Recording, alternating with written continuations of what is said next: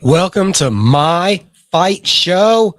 Micah Frankel right here. First show of the new year. Happy New Year to everyone that watches this, hears this. Hope you had a safe, healthy, and happy beginning to 2026. Got a big show in store and planned for us tonight. First up, expected to be our guest is Leanna Martinez. She will be back in action in the boxing ring, Holmes Boxing, in association with Sanchez Promotions. It's the Cold War OK Casino, January 31st. Following Leanna, we are hoping to get on Felipe Chavez. We call him Flip, BKFC MMA vet, stepping in the boxing ring this Friday night, Canasas nightclub, the Tapia Promotions extravaganza VIP event. We're talking influencers. We're talking about a live VIP experience. We're talking about Felipe Chavez versus UFC vet John the Bull McDessie. Gonna be a huge one. Not to mention, the doctor will be on the show. The #1 ranked BKFC women's strawweight contender, Sarah Schnell, is going to come on the show. We have reached out to Jorge Villarreal, call him Weto, throughout the amateurs. They call him Shotgun, I believe now. You call him 1-0 as a professional pugilist. We're going to get a chance to chat with him this evening.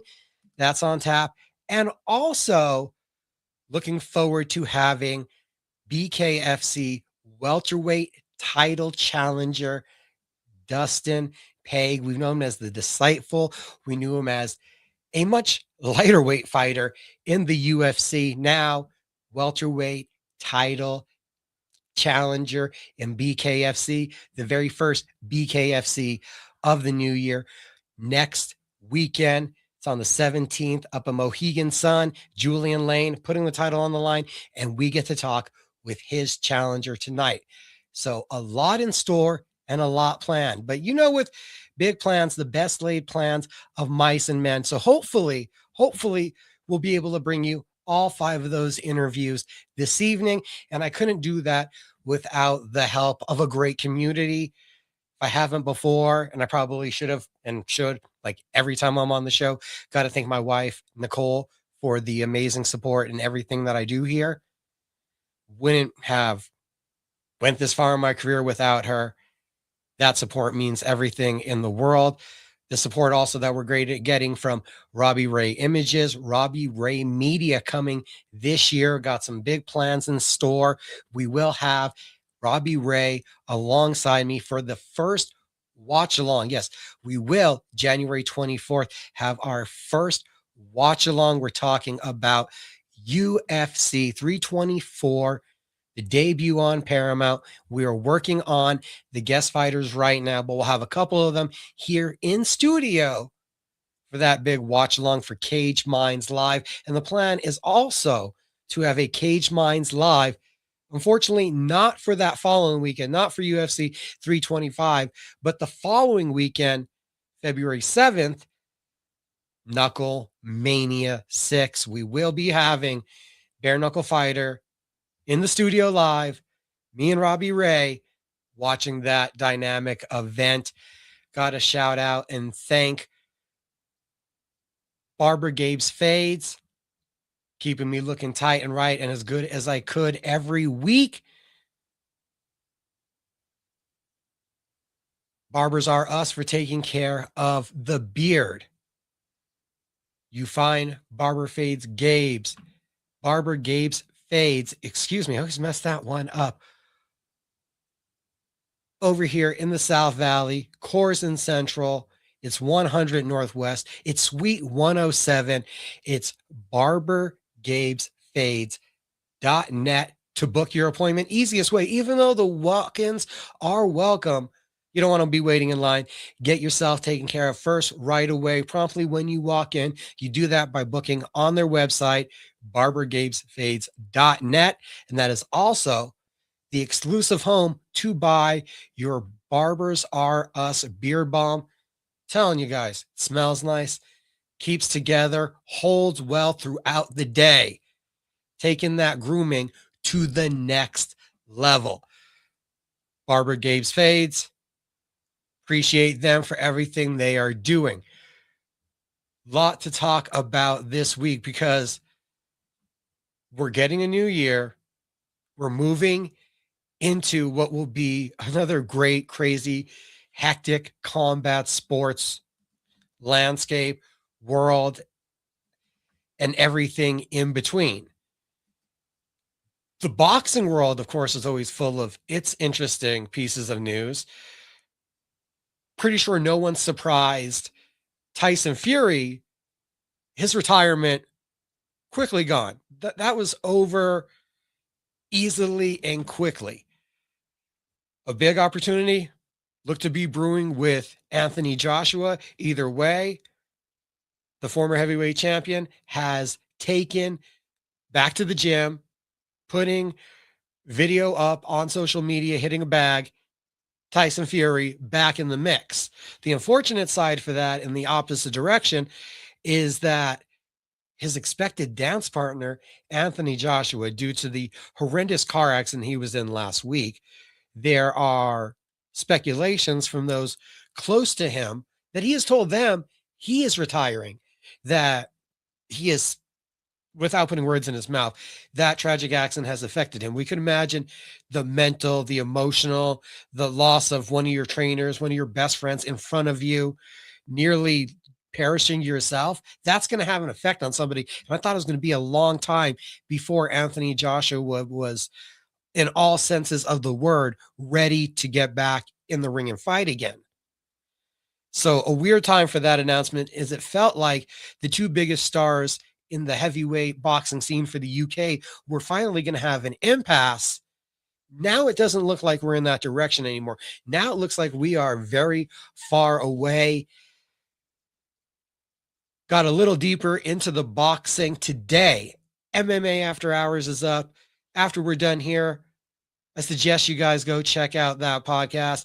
Every Tuesday we drop it. Me and Mr. Michael Carlisle talking about the biggest headlines from the UFC and mixing in a little boxing here and there. Also brought up Tyson Fury. We have some talk about Usyk, and I suggest this was a good episode to go check out this week as we got deep into reviewing the 2025 year. I mean, we had all kinds of topics today, from Fighter of the Year, Breakthrough Fighter of the Year. There was Knockout of the Year. And if you know me, I didn't just say what was the best knockout of the year. I was like, what was the best punch, kick, elbow, knee, submission? We got down to just the best submission of the year, female fighter of the year, fight of the year, event of the year. I bring all that up because I knew there was something on my list that I somehow left off.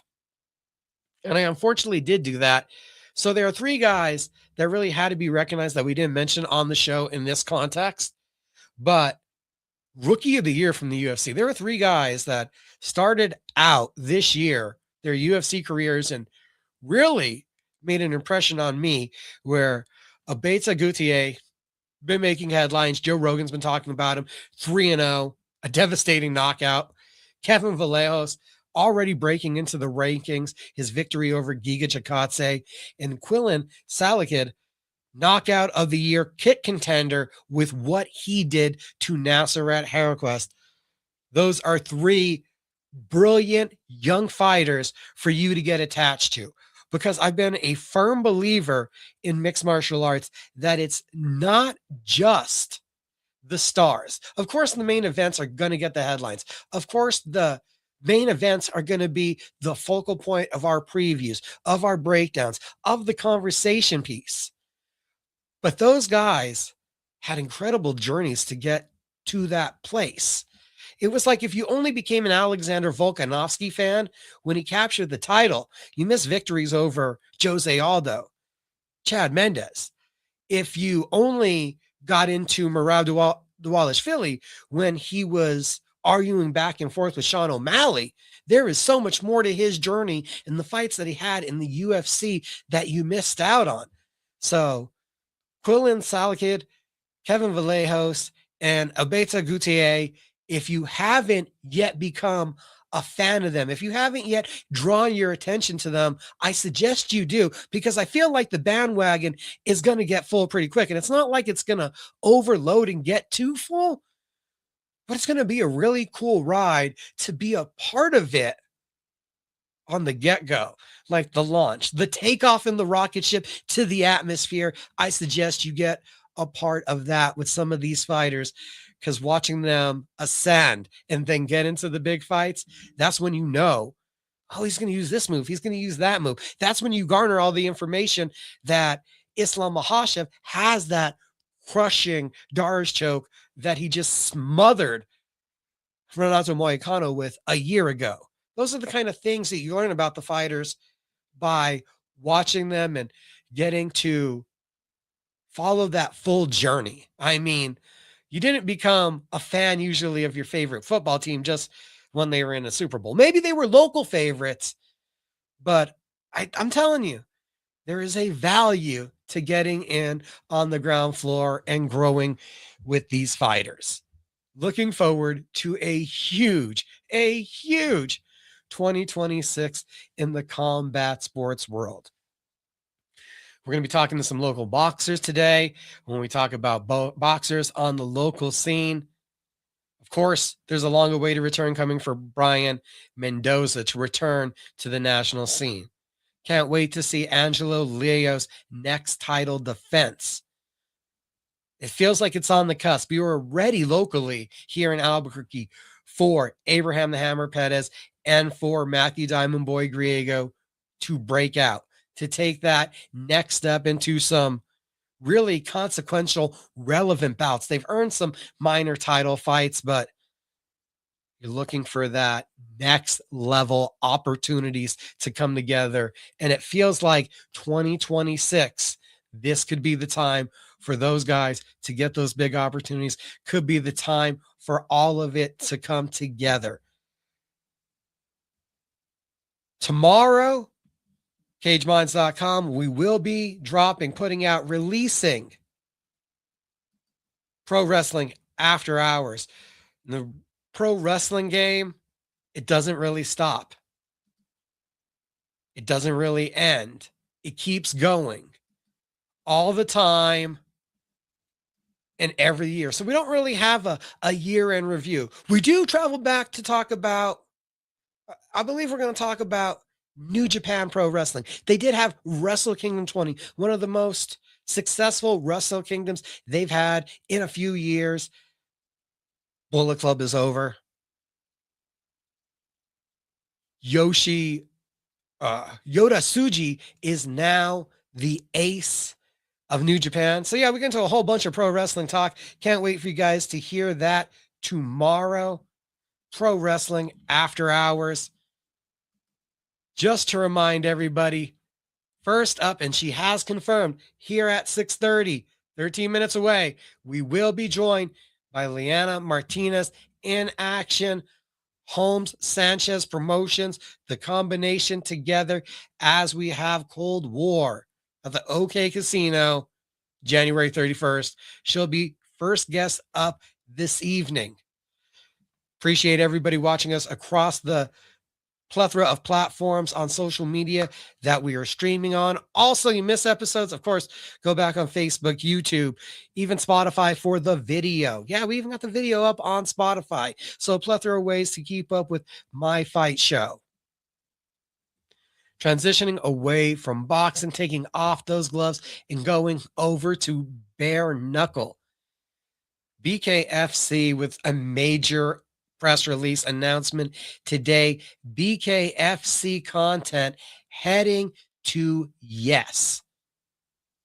If you haven't heard of Yes, it is also powered and named the Gotham Sports app, having to do with New York City, one of the most prominent regional sports channels, broadcasters that you'll find out there, known to many people because they are the broadcast home for the New York Yankees.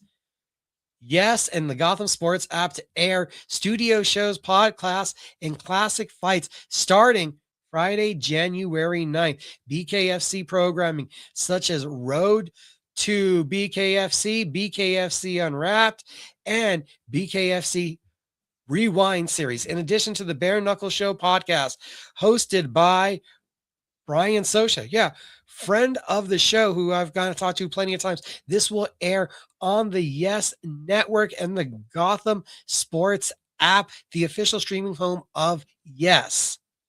So that is a major announcement from BKFC, who has perpetually said they will have announcements, that they're going to have new broadcast partnerships, new deals in place, that they're going to be getting the content out and possibly on a television market. So Yes is a big move for the company with what has become a very heavily focused on their growth in the major Northeast.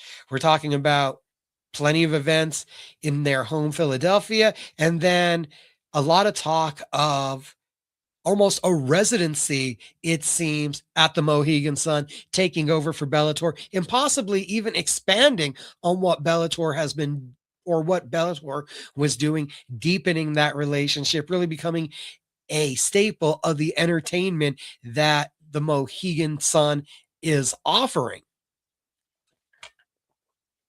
Keeping with the BKFC announcements, BKB super lightweight champion. This one came out of nowhere for me. Harry Gigliotti has vacated the title and is signing with BKFC. And yeah, you're not mistaken.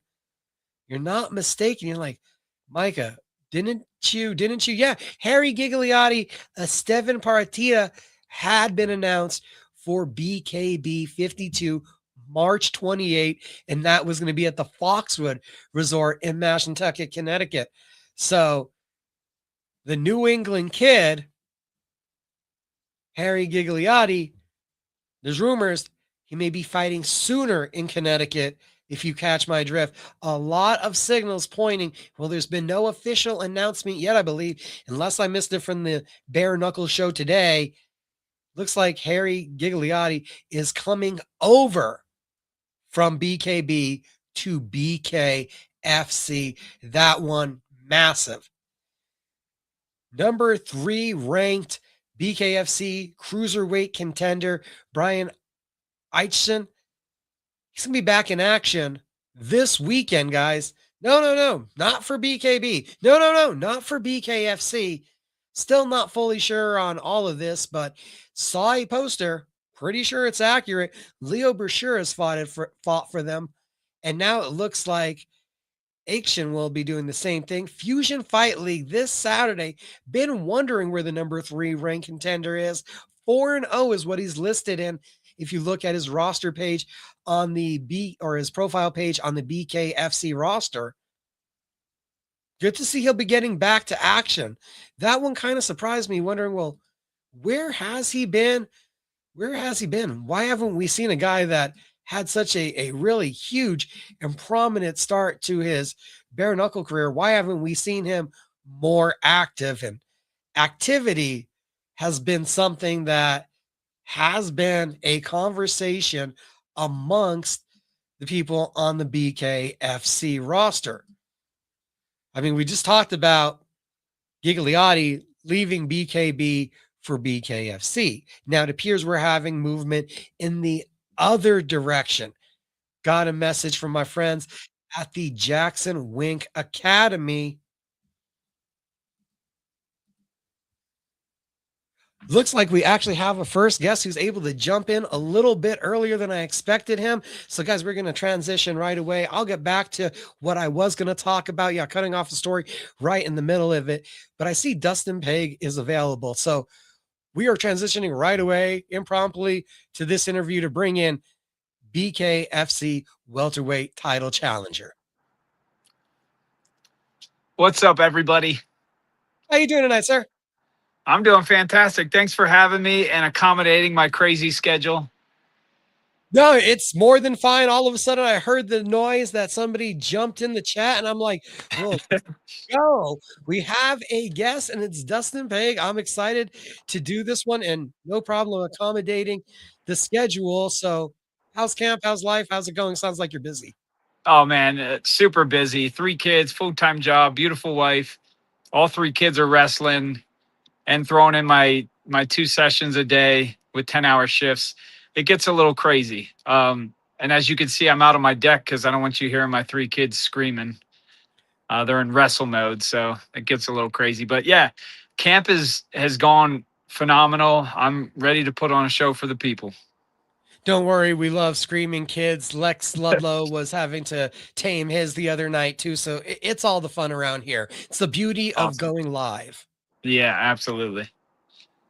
Wrestling, a little more familiar to what we know you as, MMA. How many people still are shocked by having seen you transition to bare knuckle? Actually, I think a lot of people can see me in this field a little bit more just because I had more wins by submission, but it was typically because I would knock the person down. If I had the choice in a fight, it'd always be standing and banging on our feet. So this is my world, man. I always say if BKFC was around when I started MMA back in 2005, I probably would have jumped on this train the whole ride. Did it take a fight to get that feeling, or did you know right away? Yeah, so I don't know if you saw my first BKFC. I got DQ'd because I hit the guy when he was down. Those old habits kicked in. You know, you knock someone down, you attack. That was the whole. I've been doing that for 20 years. You knock somebody on the ground, you go after them. But yeah, so it was a little weird getting used to it. But I'm locked in now. Yeah, it's my new home. Was that the hardest transition, the having to observe the knockdown where you never had to before, or were there any other elements that it took some getting used to? Yeah, it was a pretty easy transition. It was definitely that initial somebody takes a knee and you got to stop hitting them. That was tough for me. And if you watch my second fight, it ended just as quickly. It was under a minute in the first round, just like my first one. And you saw me winding up to hit the guy. And I was like, whoa, threw my hands up. So yeah, I think that was my biggest adjustment starting with BKFC was just not to hit a down opponent. Did you think when you got the victory in your last fight and you make the plea to Dave ringside, did you think it was actually going to kind of garner the title shot and get this, or did you think there may still be more work to do ahead? I mean, I was hopeful. I fought Carlos Trinidad. He's my only true loss in BKFC. And we were told like, hey, next guy gets the title shot, which he did. So they were telling me, hey, string 2 more wins together and we'll talk about it again. So I beat Drew Angel Core after the snake fight. I beat Ryan Peterson. So I was very hopeful that I would get the offer. But, I mean, the 165 division's so stacked. So I'm very humbled and grateful that I got the opportunity because I know there's multiple other fighters that deserve the shot as well. Andrew Angel Core, that main event in your backyard. What did that one mean emotionally? Yeah, that was great. My first fight in Philly, for BKFC, and that was amazing, man. It was a small venue. The 2300 arena is very packed in, small area, but I mean the crowd was nuts. It was a great win, and then much like the Ryan Peterson one, I'm sure you got a chance to see that. That was a war, and the place was going nuts. That was a really good win against a phenomenal fighter. A lot of guys are pro wrestling guys in this industry. Are you a pro wrestling guy? I was not, but it's funny because one of my first trainers was Steve Blackman. I started out with him doing some ground stuff, and in the wrestling world, everyone loves Steve Blackman. So, and when I met him, I didn't even know how big of a star he was. I'm like, oh, cool, you did wrestling. Yeah, I was never a big fan of it. So it didn't have the same effect to you to go in the 2300 arena that it has on some guys? Right. Yeah, I heard about it. I heard it's a big wrestling venue and it's very well known for that. But yeah, I didn't know anything about it. The first couple fights that you had in BKFC, we've got first round finish, a second round finish. When you go the distance with Joe Elmore, what are you thinking after 10 minutes? And I'm pretty sure that there might have been a feeling like there's no way I'm ever going to see a decision in this sport. Yeah, I mean, they're rare in this sport for sure, man, with all the cuts and getting hit with bare fists. I mean, most men go down. But I was prepared for a 5-rounder with Joe Elmore. He's a blockhead, man. I mean, look at that head on that guy. The dude can take a punch. So I was prepared for a 5-rounder, and more so with my game plan. I was sticking and moving. I wasn't going for those kill shots because I didn't want to get in the pocket with him and risk it and getting touched and put down and losing the fight. So yeah, I was expecting that, man. Not a shocker with Joe Elmore. Even with the experience you have, there has to be a value in going those minutes and getting through that experience.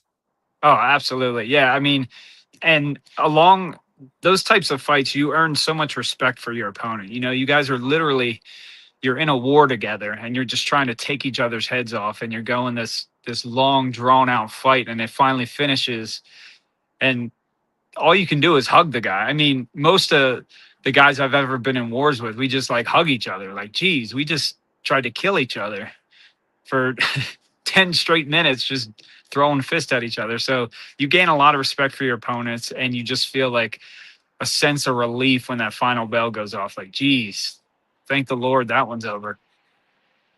You had the run in the UFC, looked like a boxing match, and then you took some time away from the sport. Did you think a return was happening, or was it just BKFC? Like, what after 5 years got you to do Yeah. something that most people are like, this is crazy?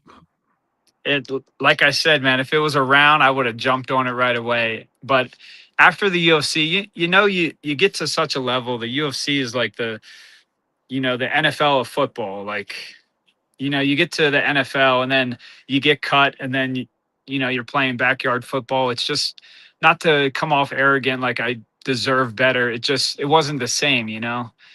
So I tried boxing. I had my pro boxing debut and won that. But that didn't scratch the itch. You know what I mean? Like, I loved it, but it wasn't like, oh, this is awesome, I can do this for a career. But the moment I saw bare knuckle, Johnny Bedford, he was my teammate on The Ultimate Fighter. He's the one that posted that the first BKFC, and I saw it on his Facebook feed. I messaged him right away. I'm like, is this what I think it is? Is this boxing with no gloves?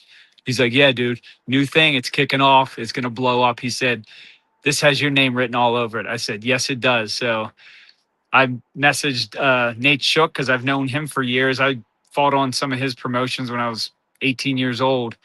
And it took a while to get me an opponent, but 2 years after that first BKFC fight, I got my way in, and I'm hooked, man. Just off of your season, you're going to help me if I'm missing somebody, but there's you, there's Johnny, and there's John Dodson. So there's 3 guys just from that one Ultimate Fighter season who have been in BKFC. I mean, that's kind of, I didn't think about that until you really brought that up now. Yeah, and Johnny Bedford won the belt. John Dodson's current champion. So I got to be the trio, man. I got to be the hat trick of season 14 to win a belt. So we got those good vibes working for you in that direction. Yeah. What do you think of the current champion right now? Julian Lane, he has a ridiculous amount of experience in this sport. And from a guy that was not doing his best, I mean, the current 6-8 fight win streak has just been remarkable. Yeah, Julian's a stud, man. I have all the respect in the world for him. I'm a fan of his. He's an exciting fighter to watch. But yeah, and looking at his record, it doesn't give him justice. Like, people look at it, it's almost a 500 record, but look at the studs he's lost to and went to the distance with. So you really can't judge a book by its cover, especially in this sport. Um, he's a world champion, and I'm going to treat him as a world champion. He's definitely earned that belt, and I'm just hungry and I want to take it from him. He's tenacious. He's hungry. The way he moved around against Angulo and then to take that to another level against Slavetsky, what do you think it is about his game that makes him dangerous? He's just tough, man. He can take a licking and keep on ticking, just like me. He could take a hard shot and just give it back. And that's what makes a great fighter in this sport. And the the bad thing for him is he's fighting a dog that's exactly like him. I just think I got better movement. So I think it's going to play in my favor. I'm excited for the opportunity, man. When these two forward moving forces, when these two hard head collide, what do you feel makes the difference then in this matchup? I think it's going to come down to heart. I think it's going to come down to cardio. I think I got a better gas tank than Julian. I think he's going to get tired, and I'm going to keep on trucking, and I'm going to finish him. Everyone always says it. I prepared for 5 rounds. I'm ready to go 5 Yeah. rounds. Do you see it going 5 rounds? What is your interpretation of how this fight plays out? That's probably one of my least favorite questions of the fight game, and not because I just think it's an unrealistic question for a lot of fighters. You get these young fighters that are like, "Oh, I'm gonna knock him out in the first round." Yeah, highly unlikely. He's a very experienced fighter. Him and I've been fighting a little longer than him, but I'm coming up on 20 years. He's close to 20 years in combative sports. Um, we're dogs, man. I have no idea how this is going to go. I'm hoping God favors me in this. I'm hoping I prepared enough. I believe that I have. I believe I have what it takes to beat him. But the fight game as well as I do. It can be anybody's night. So I don't really have a prediction. I see me wearing him out in the first couple rounds, a lot of movement, sticking and moving, cutting him up, exhausting him, and then finishing him in later rounds. But who knows? I guess time will tell. And I know I need to let you go. Last one, I swear. All What would right, it what's up? mean to win the title? What was that? Would it mean to win the title? Last one. What would it mean to get that belt around your waist? Oh man, it feels so corny to say it would mean the world to me, but it's all I've had my eyes on since I signed with the BKFC. I'm getting older. Every day I'm getting slower, weaker. And I want this so bad, man. It's something that like I said, 20 years to get a world title. I just feel at home with BKFC. I feel like I am a good bare knuckle fighter. I've put the time in, and I want it more than anything right now. So it would truly mean the world to me. Slower, weaker, about to be a world champion. And for me, this was truly an honor, sir. Well, I appreciate you having me on, man. Again, thanks for accommodating my crazy schedule. Dustin Pague, best of luck next week. All right, man. God bless you. That was the disciple, Dustin Pague. And as quick as we get it out of that interview, not even going full screen, because we got the next guest lined up right away, representing Northern New Mexico. She puts the gloves on to box. We're not going bare knuckle for this one. We're talking traditional boxing. Leanna Martinez, good evening. Hi, Marco. How are you? I'm doing well. How you doing? I'm doing good. I just finished training. Just finished training. How's Yeah, it going on up there at the Holmes Boxing Gym? it's going good. I'm working hard every day and grinding, and just got through the holidays, so it's been a crazy camp, but it's going good. I've seen with Eduardo Pino, a couple other faces. There looks like there's some new blood in the gym in the pro ranks. Yeah, there's a few new fighters in our gym, and it's pretty good. The sparring is good. It's nice to have the new ones in here. Does it almost like change up the atmosphere, liven up the place a little bit when you get new bodies in there? Yeah, for sure. Because the young ones are pretty hungry, and I am too. So it's we keep each other motivated and honest. So it's pretty good. Oh, there you go, talking about the young ones. So I guess, do you feel like the veteran of the gym now? How many years you've been with Pat? I guess so, because I mean I've been with Pat the longest as far as the pros go here in the gym right now, and yeah, they are younger, so it's yeah, I guess the young ones, but yeah, so there's a lot of them. What is that like? Do you find yourself giving advice, giving pointers more than you have in the past now, as you've had an eye, you've been around for a while? A little bit, but it's more, they motivate me, I motivate them. We learn from each other, and we're here to help each other. So yeah, I give advice when I'm asked, but they're pretty good, and it's good motivation. You had a bit of a hiatus from the sport. You guys weren't doing fights up north. Were you just biding your time, waiting? Was there a thought that maybe you had competed for the last time? Like, where were you at as things were kind of, it looked like, in a standstill? Well, it kind of started with COVID, and that's kind of what halted everything, because we were fighting pretty consistently until COVID hit.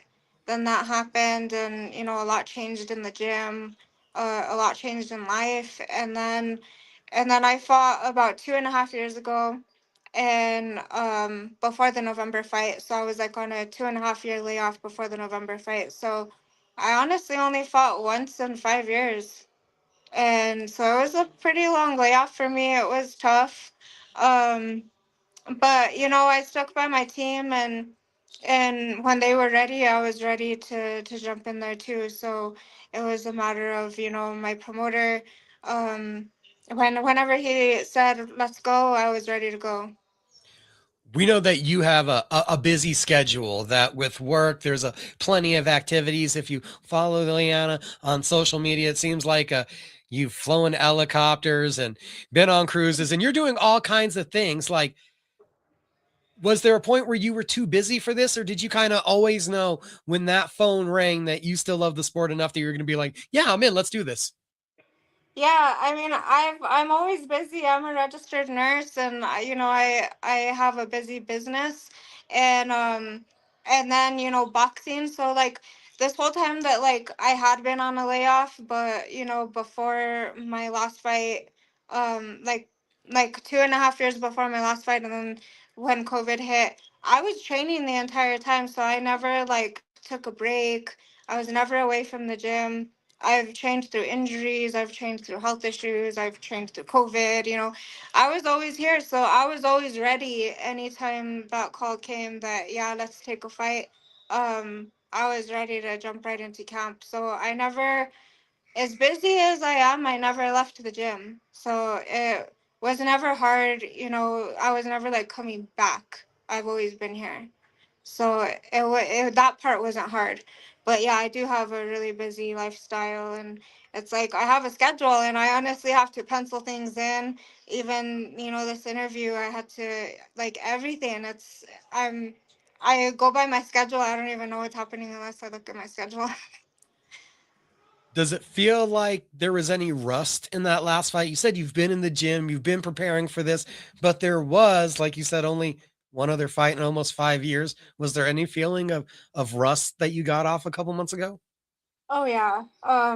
As hard as I trained in the last camp, you can't really shake the rust off until you're in the fight. Like when you're in the ring, like as much as I can train and spar, like that rust was still there in the fight, and honestly, I think I needed that fight to shake the rust off, and now, I feel good and ready in this camp, and that's the like I did a hell of a performance in the last fight, but yeah, I still felt the rest. That is hard to shake off, especially with one fight in 5 years. And yeah, it was tough, but I got through it, and I'm back stronger and ready to go this time. When you look back at November, what parts of your game and your performance were you happy with? My conditioning was the biggest thing. I don't know why. I mean, I've always been a runner, but like in the past, in past fights, my wind was never the greatest. I don't know if it was like health issues or my diet. I don't really quite know what it was, but this last fight, my endurance was the best it had ever been, and I'm building on that in this fight. So yeah, the my endurance was you know the like what I improved on in the most for the last fight. Um, and we worked on so many things, but I mean, everything comes from endurance. If you don't have the wind to carry things out, well, you can't, you know. And as we talk about building, how do you build on the performance and how do you feel you'll be a better fighter when we see you on the 31st? So with the endurance, I'm just continuing to build on that. I feel like it was really good in the last fight, but I feel like I need just a little bit more. So I'm working on more cardio things too as well to bring up my endurance, but also, I'm working on a lot of things that I feel like I fall short on in the last fight, like footwork, my strength in general. I was coming off some injuries, so now I'm trying to like build back strength that I wasn't able to even build in the last fight. So I feel a lot stronger now. So yeah, my strength and lots of footwork, lots of things. We've been working on a lot. You've been in the game for a while. Like you said, the registered nurse, you got a busy schedule. What is it about the sport, the relationship with boxing that has you going back to the gym, that has you wanting to still take these fights and compete? Um, it's my love for the sport, honestly, and then also the adrenaline. Maybe I'm an adrenaline junkie. I don't know, but it's I've never gotten this in any other sport I've ever done. I've raced motocross, I used to run and stuff. Like in high school, I ran track and cross country. But like I've never gotten that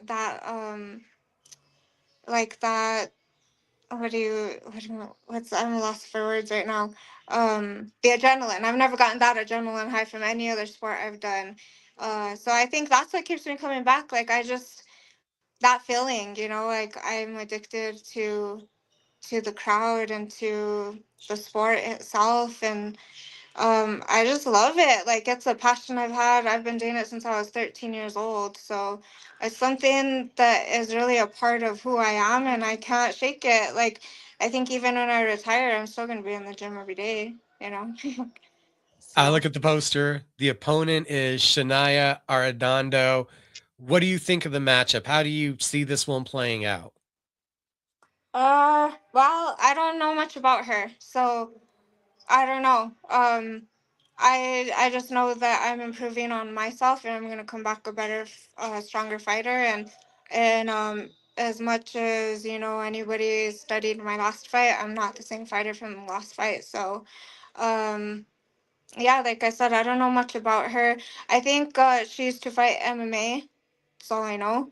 I haven't, yeah. I'm really just working on improving my skills and sharpening up my skills for this fight. It's the return. So it feels like you got a plan to be active this year. This isn't, if you're taking already your second fight in the last, 3 months, feels like we got a plan and you plan to be active this year. Oh yeah. I plan to fight a few times this year for sure. I don't know how many exactly, but I'm ready for whatever. I'm willing to even put work on the burner for now and just focus on fighting because I'm not getting any younger, and this is what I love to do. And if and I didn't have the opportunity to fight, in the when we were on the layoff and stuff. So now that I have the opportunity and I'm healthy and I'm strong, I'm ready to go. We're going to be going back to back to back on the interviews. I thank Dustin Pague for being here a minute ago. We're talking to Leanna, and I can see Flip in the waiting room. We're going to get to him in a moment. But as Leanna, I was going to wrap this one up, but then she's like, hey, breaking news. I'm actually committing more to boxing. So this feels like it was a big decision, a big commitment to step away from a career that you love to really say, hey, I want to make something in the boxing game. Yeah. Yeah, like I have the ability to like work as much or as little as I want in my business, so that's in my favor. So yeah, as long as I have fights, I'm gonna cut down on work as much as I can and focus on fighting for sure. With the kind of expanded focus, we've seen Jake Paul, MVP Promotions, women getting a much bigger spotlight in the sport. Did this have any influence on your decision? No, no, not at all. I mean, I love the sport. It's just, I mean, I'm willing to go wherever it's gonna take me, but I'll fight for free. That's how much I love the sport. Just feel like the time is now? Yeah, yeah, for sure. OK Casino, Cold War, January 31st. Leanna Martinez back in the ring. Thank you for being patient, and thank you for taking the time to jump on with me this evening. Yeah, thank you for having me. Appreciate it. Cool. You have a great night. You too. Like I said, we're going back to back to back really quick. And I appreciate Leanna and I appreciate Flip for waiting, because now we're going to jump right into this one. We're going to see him in action. I can hear you. Can you hear me? I'm guessing Flip can't hear me at the moment. Let's see if we can remove him, pull him down real quick, and maybe we'll get back to Flip in a second. Okay. He was having troubles hearing me. So let's see. Let's mute him. Let's give Flip a quick second. Actually, give me 15 seconds to figure this out, guys.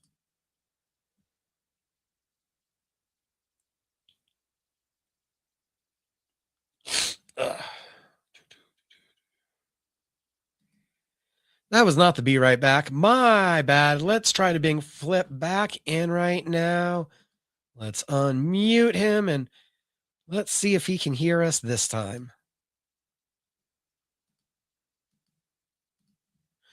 Flip, can you hear me? Well, right now we're looking at Felipe Flip Chavez, everybody, this Friday night at Canasas Nightclub here in Albuquerque. We're talking about the far east end of Central. He's going to be back in the boxing ring. He's going to be taking on John the Bull McDessie, Tapia Promotions VIP event. Flip, can you hear me?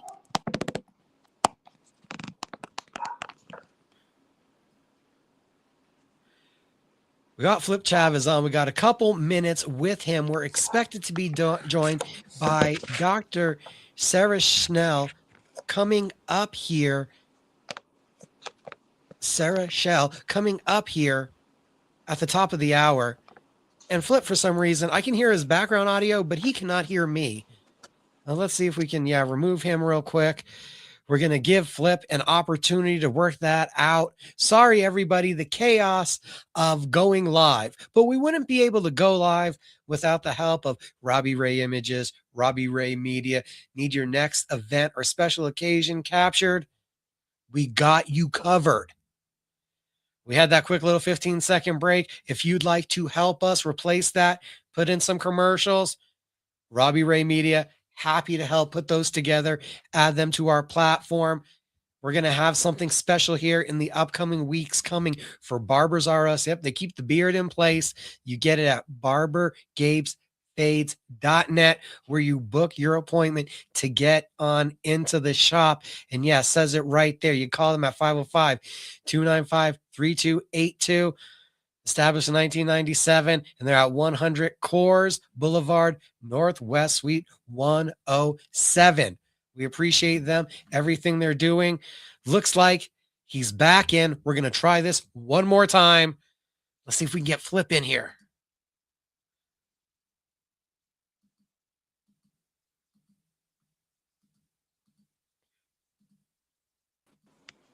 How we doing? Please tell me you can hear me this time. Nah, he can't hear me. I'm not sure why this isn't working, guys. Anybody in the comments want to jump in and see if we have an explanation, maybe some technical support? I'm not sure why Flip's having the difficulties that we're having at this moment, but as long as he's here, happy to be talking about his upcoming fight Friday night. John the Bull McDessie. We're talking about Tapia Promotions. Felipe Chavez, a brawler, a BKFC vet. I'll tell you, when I first started doing local interviews, AAA MMA, very first event, we got to talk to Felipe Chavez. Tell me you can hear me this time. I can hear you, buddy. I can finally hear you. Man, that was like third time's the charm. The engine was trying to kick over. We finally got this car started. How you doing, buddy? Doing great, man. I'm doing great. Just got out of a quick little mitt session, 10 rounds with my coaches. I'm up at our new gym, King of Kings, Golden Glove Boxing Gym here in Socorro, New Mexico. And I'm doing great, man. I'm excited to get in there and box. Haven't done a boxing fight in a very long time, but I train boxing every day. So it's like kind of my bread and butter, you know, especially being that I'm a BKFC vet. It's boxing just with no gloves, you know. That's what I wanted to bring up. Is there much of a difference you felt in the sparring? Because we still wear the gloves for the bare knuckles. So does this feel like a continuation of the work that you had been doing to get ready for BKFC? In a lot of ways, yes. But in some ways, no. You know, they are two different sports. With the big gloves, well, we're wearing 10 ounces. That's not too big. But with some gloves on, I feel like I can throw my full power if I want to, without worrying too much about breaking my hand. When I'm fighting bare knuckle, I learned my first and second fight with BKFC. You know, I learned she can bust your hands up really bad if you don't hit in the right spot, right? But with the gloves on, I'm excited to go in there and actually let my hands fly, throw some real power whenever I want to, when I get the opportunity to. But the boxing, I mean, boxing is just, it's fun for me, you know, and what it brings to my life and what it brings to my town and to my kids. It's just, it's a lifestyle.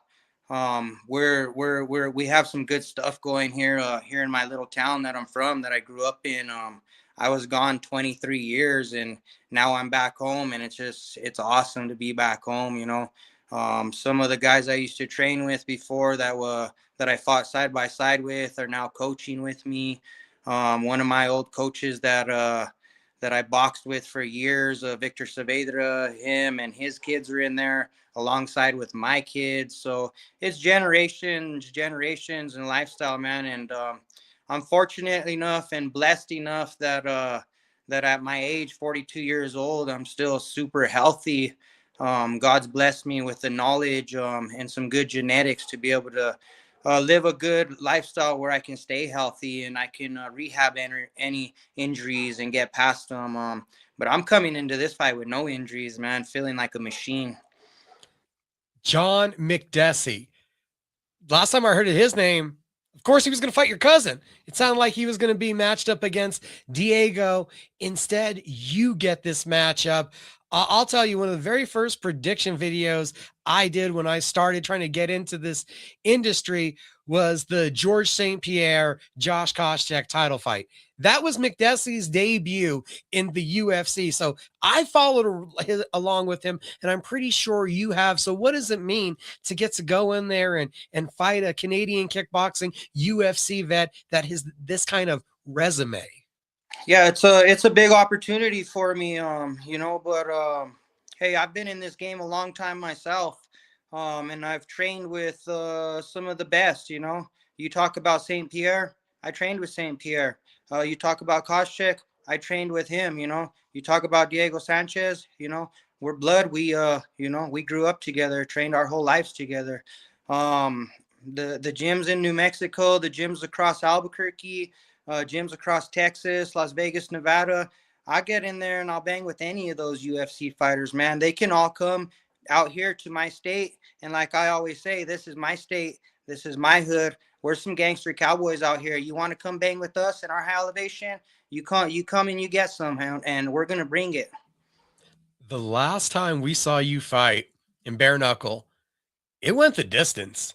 It did, yeah. That's the first time in my life I've ever gone the distance. In my pro career. Yeah, I'm usually. like, you didn't go the distance in MMA, but you did it in bare knuckle. That's Yeah, surprising. I did, and that hopefully that's the last time I have to go the distance in bare knuckle because the hands, But I honestly feel like, well, I know I could have put that guy to bed earlier, but I wanted to test my cardio at my age, not just sparring in a real life fight. Anybody who's a fighter or who's been studying. Of course, we finally get the audio from Flip, and then we just totally lose him. I'm guessing he did not put on the do not disturb. I always forget to remind the guests the do not disturb is pivotal. Put your phone on do not disturb, or we might lose you. Someone's going to call, and then you're going to drop. We're going to remove Flip from the stage for just a second. Hopefully, he can get back. The chaos of going live. I'll tell you guys, when I started today out, we were trying to get Jorge Villarreal to come on 6:15. The thought was to have Leanna in at 6:30, Flip in at 6:45. Flip's falling out. He can barely hear me. He is back though. Yeah, I apologize. I was getting a phone call from You didn't put the do not disturb on. Yeah. Okay. All right. Well, anyways, here we are. Where were we at? I apologize for that. Talking about a guy like McDessie, a kickboxing veteran, and you have all the UFC film that you're able to study on him.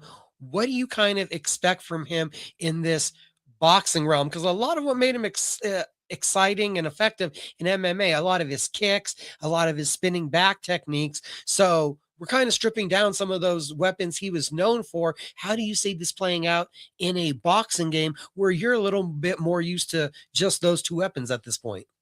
Yeah, I've been focusing on a lot of that stuff. I've been studying his footwork. I've been in the game a long time. I've done a lot of Muay Thai kickboxing. I trained with Apollo Sebastian out in Las Vegas. I had two.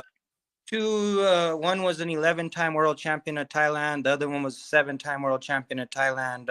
Thai boxers that lived with me and trained at my gym. So I had a lot of opportunities to train with them, spar with them, learn from them. And being that I know kickboxing, there's things that you can do and setups you can use to throw a kickboxer off when kicks aren't allowed.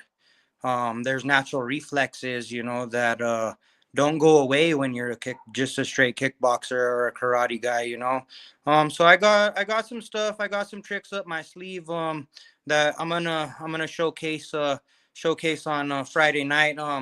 But I know he's coming prepared. He's a 2-time gold medalist Olympian. He's a UFC veteran. He's fought the toughest guys in the world. So this is my chance to get in there and fight someone tough, and that's why I do it. I do this for a challenge. I ain't no bully. I've never been a bully. I've always wanted to fight tough guys. I never want to fight a guy that I know I could whoop on right away. I'm going in there to throw down. I love throwing down. I love competition. He's going to come in good shape. He's going to be strong. He's going to be fast. He's going to have his own little game plan, him and his team, but me and my team are coming with our game plan, so may the best man win. I wish him and his team the best of luck. I hope they have a good visit here in New Mexico. And like always, after I fight somebody, I look forward to going and training with them, and linking up with them and just making a new friend. Just like when I was growing up, usually most of my friends that I had we'd fight each other first. After we fought, we ended up becoming friends most of the time. It's kind of a New Mexico way. We're talking with Felipe Flip Chavez this Friday night, Canasas Nightclub. He takes on UFC vet John the Bull McDessie, traditional gloves on boxing match. We've been seeing Flip. You see the logo behind him in BKFC. In just a moment, we're going to have BKFC #1 ranked women's strawweight title contender, the Dr. Sarah Schell, is going to be joining us. We got one last question for Flip before we let him go. I'm sorry that the audio didn't work out and we played so much time trying to get you on here, the craziness of going live. What does it mean? Serene VIP establishment and a chance to perform in this quaint environment in front of your people. What does Friday night mean to you? Hey, it's an honor. It's a true honor. And everybody knows the Johnny Tapia boys are making their debut. Everybody knows who Johnny Tapia is. He put New Mexico on the map for boxing. He put New Mexico on the map. He's a legend. So it's an honor. I love fighting in front of my state. I love New Mexico. I love Albuquerque, Socorro, Belen, Las Cruces, Santa Fe, all the gente and the good people from New Mexico. And that's what I represent. I want to give a shout out to my kids, my family, my team. I love you guys, my coworkers, my Walmart family. I'm coming in Friday night. I'm coming in to represent and prove to everybody age is just a number. We're coming. Flip, I appreciate you. We'll see you this weekend. Guys, we will be out there live. Take one deep breath. Like I said, fast and furious. We're quickly in and out of this. Let's welcome the doctor in. We are talking to one of the breakout fighters in BKFC who's talking title fight coming soon. Sarah Schell, how you doing this evening? Hey, I'm doing good. How you doing? I'm doing great. What kind of recovery massage chair are you sitting in? You know what? I didn't calculate my timing appropriately. I'm at Mountainside right now, so this is like their massage chairs here. I didn't want to turn it on because I've actually never used one of these things before, and I saw the guy beside me. He was like going upside down and stuff, so I didn't turn it on. But this is the only quiet place that I could find. Can you hear me? Okay, is everything good? A little bit of an echo, but we're good. Okay, all right. Sorry about that. I can move it a little closer. I'm like, wow. I was just thinking, wow, you have quite the possibly coolest chair ever at home. I didn't know we were at a recovery center. Okay, that makes a little more sense. They got the technology on hand. Yeah. No, this is my gym. So this is my Mountainside. So this is one of my other homes, I guess. My weight training gym. So I'm sure every time that you do an interview, every time you go on a podcast, we got to get right to the story. How does a doctor get themselves into a concussive sport, a lacerating sport, a sport that I'm not sure how many doctors would sign off on, like bare knuckle? Yeah, you know what? I mean, I've been a primary care physician for, I think I'm going on my 8th year now. So I'm definitely not new to being a doctor, but I've been a fighter for 15, my first amateur MMA fight, I think, was in 2010. So, I was a fighter before I was a doctor. And I'm originally from Canada, originally from Vancouver, Canada, and everything's bigger in the States. And so, being a little girl, being, 115-pound fighter, everything was bigger in the States. And so I actually got my student visa and ended up moving to the States so that I could pursue fighting and fight women my weight. I was fighting really big women in Canada. I mean, I would wear ankle weights to weigh-ins. I would try to make myself heavier so that I could, have not such a big weight gap, because the commission wouldn't let you fight if you're too much, if you're too much apart. So I moved to the States to pursue fighting, and I chose the program, the pre-med program, and to become a doctor, because that would allow me to be in the States the longest. I was fighting probably every, 2 to 3 months or something like that in my undergrad. I only took a break during medical school, and perfect timing during med school. I popped out, my first 2 babies. I got 3 kids, but it worked out good. Well, it's hard for women to plan a family and plan an athletic career, but everything worked out really well for me. And I married a police officer, an American, so I never really needed to keep my student visa and stay in the States. But I chose the program initially because I was like, that's what's going to keep me in the States the longest. I knew I wanted to keep fighting. I love fighting. But, you know, I know that, you know, I know that you need a backup plan. I still played the adult game. I know in life, like you gotta, cross off the boxes and, get an adult job. And, so I just did that. But, I've always been a fighter. I've always been a fighter. And, so yeah, it's funny how my paths have just come together. But, I've always been a fighter before a doctor. Okay, I have so many follow-up questions in different ways from that speech. Like 16 years ago, what's the inspiration then to start the martial arts journey if you've been doing it for 15 years? Yeah, absolutely. I always tell the same story, but, I worked at a nutrition store. I worked at, a nutrition store was my very first job. Gosh, I think I started at grade 11. I was like 15 years old. And so I was always in the fitness community. I was at a nutrition store, so I'm selling protein and creatine, all the pre-workouts. So as a young kid, I was immersed in that kind of fitness lifestyle. And how I got into fighting is there was a customer on his phone and he was visibly upset. He was like, "Oh, what's going on?" He was all upset, and so I come to talk to him like, "Hey, what's going on?" And it comes to find that he's a matchmaker / manager, and he's like, "Oh, this female like pulled out of a fight." And 12 days later, it was when the fight was. And I just overheard him talking like, "What? Like women fight? Like how do I get into this? Like what are you talking about?" He's like looking me up and down, and I was like a $118 then. I was like soaking wet like a $118. Like I was a small little girl, and the fight was at 125. But he's like, "Dang, like yeah, like can you do it?" And I was like, "Heck yeah, like I'll do it."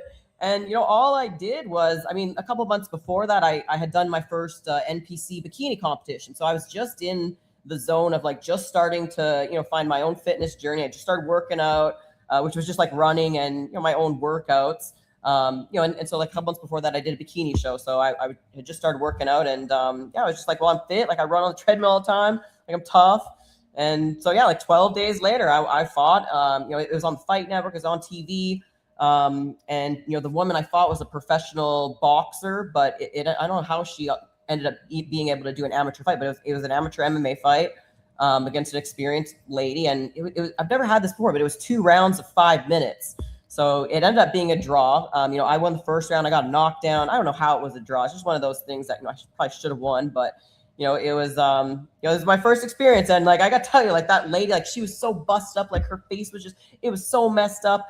And yeah, like I knocked her down like probably in the first like minute and a half, and then I quickly just like scramble and get on top of her, and I had no idea what I was doing. I had never grappled or anything. Like I still remember like those raw feelings of just like my brain going like, oh, like I shouldn't have been so excited. Like I should have calmed down. Like, because inside, like when you do a real fight, like you got to stay calm and relax. You can't get so excited. And I did my pre-workout, I did my super pump. Like I just as if I was going to the gym. And so yeah, that was my first experience, and yeah, I just stuck with it ever since. I'm lucky that I kind of got thrown in there. I know a lot of people, they will train for years and years and years and still not get a fight, whereas I was just thrown in there from the start, and then all of a sudden I had a target on my back and everyone wanted to fight me. I think I did 6 MMA fights that year, the first year, and like a couple MMA and Muay Thai. And I literally had no, like when I did my first Muay Thai fight, I never even kicked or anything. I was such, like, it was just raw talent my first year. And then yeah, I moved to the States, and all is kind of history from there. But I really started training when I moved to the States and taking it seriously. The damn natural. Forget the doctor. You're like, oh, I'm like, did you know you could fight like that? Had you been in any scraps in the schoolyard? That's the thing, like I lived a really good childhood. I grew up playing tennis. So I always think like my punch power naturally comes from that. Like like your serve? Women are, oh yeah, like of course, like I was actually part of the national tennis team. So I was big in tennis. I was the Hawaii State Championship. My family did like a vacation in Hawaii, and I just randomly joined for their state championship, and I won it. Like I was like that good. Like I was really good in tennis. Like tennis was my thing growing up. And so yeah, I think when I was thrown in to randomly fight, I think that's where my natural power came from. But no, I'd never been in fights.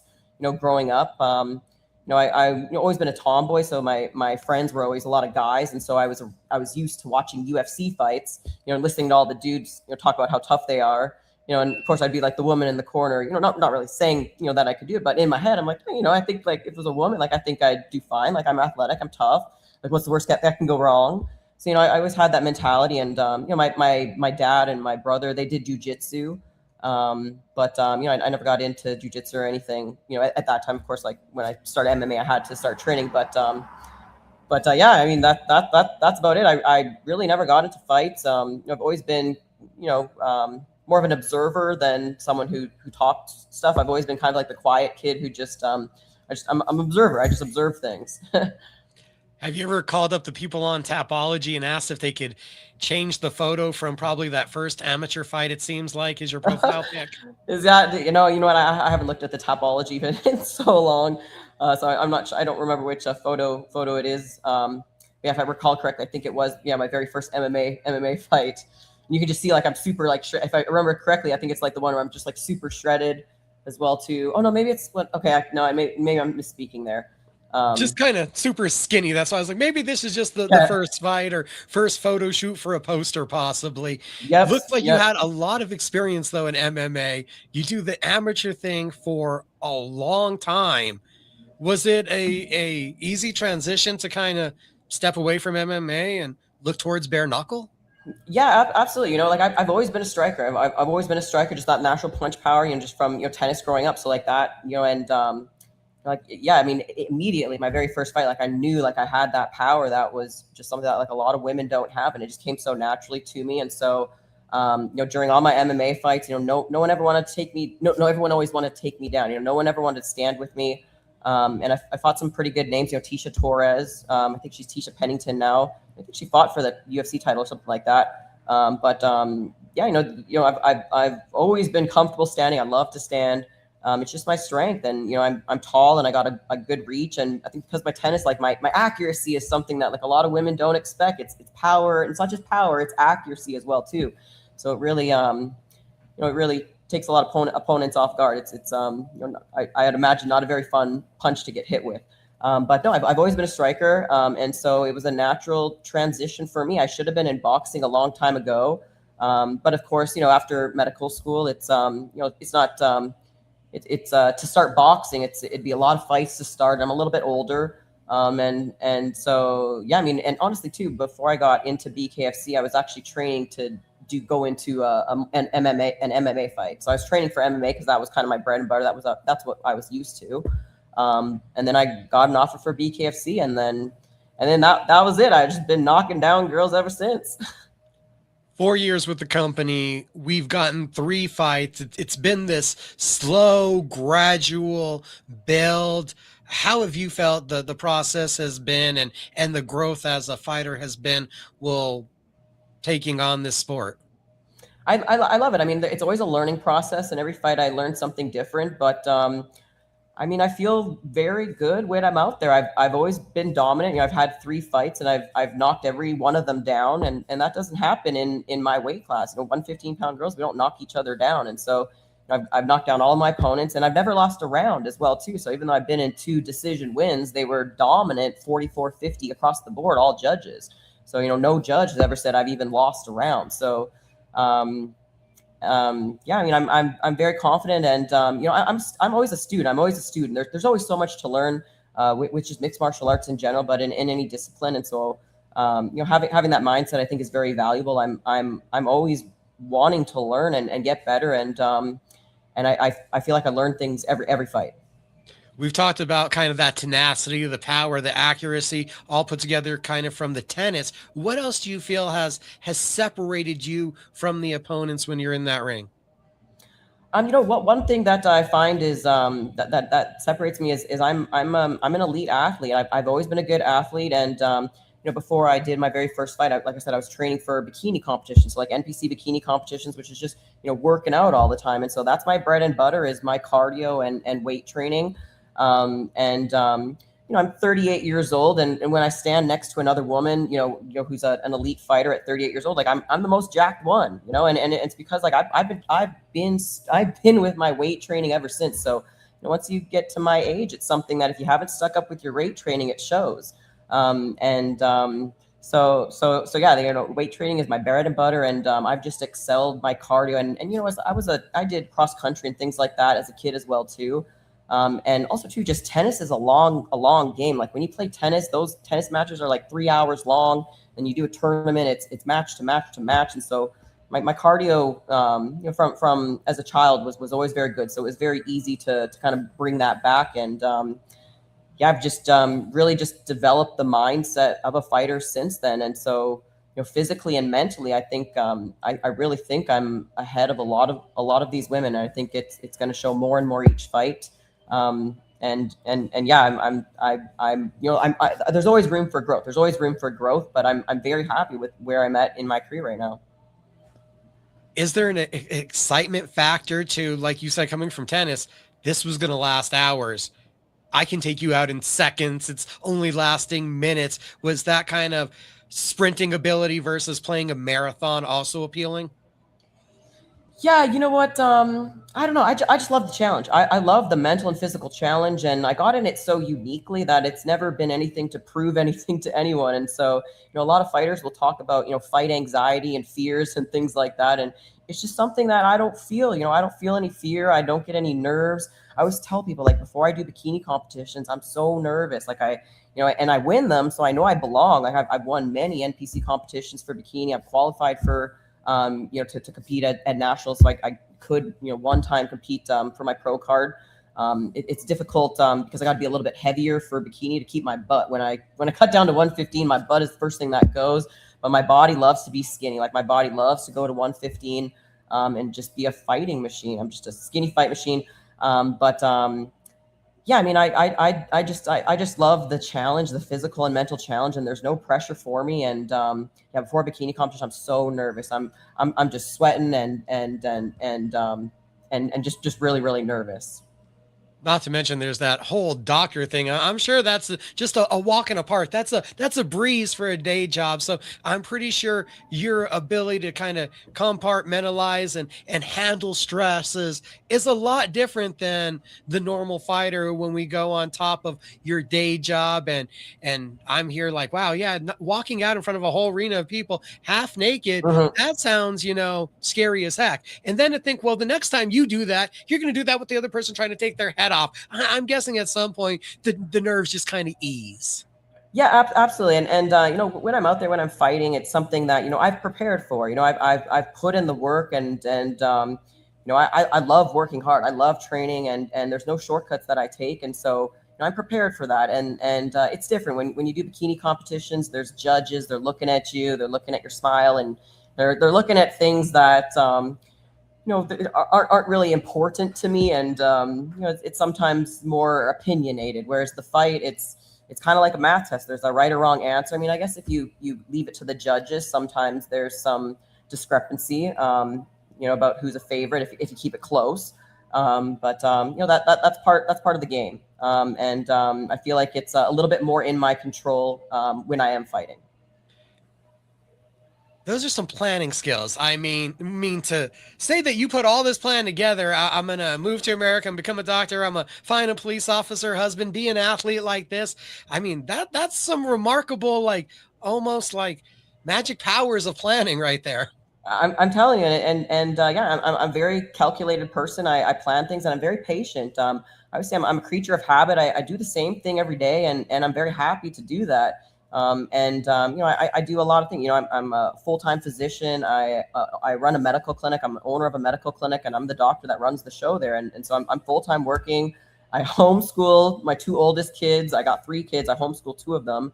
My other one's 4 years old, so he's not, just doesn't listen very well yet, so he's not in homeschool. But and it's just me and my husband. We both work full-time. We don't have any help or anything out here, and so it's not easy. Life isn't easy, but I love it like that, nothing's come overnight. It's just, one by one, I've added things. And I had my first 2 kids during medical school, right? So it's like I was in clinic, I'd go into the nursing room, like pump. I got to bring home milk for them. Like it's just lots of big challenges in my life, but it's prepared me for this. It's prepared me to be the best fighter. It's been a very interesting journey, and that's why I'm in love with the journey. I'm unattached to the result, and I have no pressure on me. And I love this. I love this. I've been at amateur fights. Going back to something you said way earlier, where I swear I've seen people rounding up change so we can stuff it all in a bag to stuff that bag in someone's pocket to gain a couple extra pounds. Like, what's your best story of how much weight or what you had to stuff in your pockets to be able to fight in those amateurs? Yeah, I mean, you know what? One time I actually fought a pro fighter Carrie Scar, and she had fought some like UFC type fighters, and nobody would fight her, and she was at 135 pounds, and of course, like she cut weight to get to 135 pounds. Like a lot of those, you know, ex UFC girls that she would be fighting, like they would cut weight, and I ended up wearing like ankle weights and like eating as much as I could. And like, I had to hide my ankle weights, and they ended up making it an exhibition match because I still didn't make the weight. I think I ended up being like 128 pounds was the max that I could do. And she cut to get to 135. And, you know, I was wearing like 5-pound ankle weights, you know, I was just doing anything to fight. And, I don't think it even shows on my Tapology because they ended up just canning it because it was like an exhibition match that shouldn't have happened. It was on a pro card. But it shouldn't have happened because, you know, I was an amateur and she was an amateur, and like the weight was crazy. Yeah, I mean, I got many stories just when I was in Canada. I was just wearing ankle weights, and I was the woman who was just like, I want to fight anyone, but there was no small girls. And so yeah, I mean, yeah, lots of stories just wearing weights to just be able to fight women. We got in contact because you commented on a clip that I threw up on Instagram from Taylor Starling. And I was quite surprised just because the temperature of the last couple broadcasts, when they had mentioned your name, I was kind of thinking your trajectory is more Britain Hart. Is there were you commenting like, because Taylor has annoyed you? Or are you thinking there's a fight there for you before the title fight? Like, where are we at?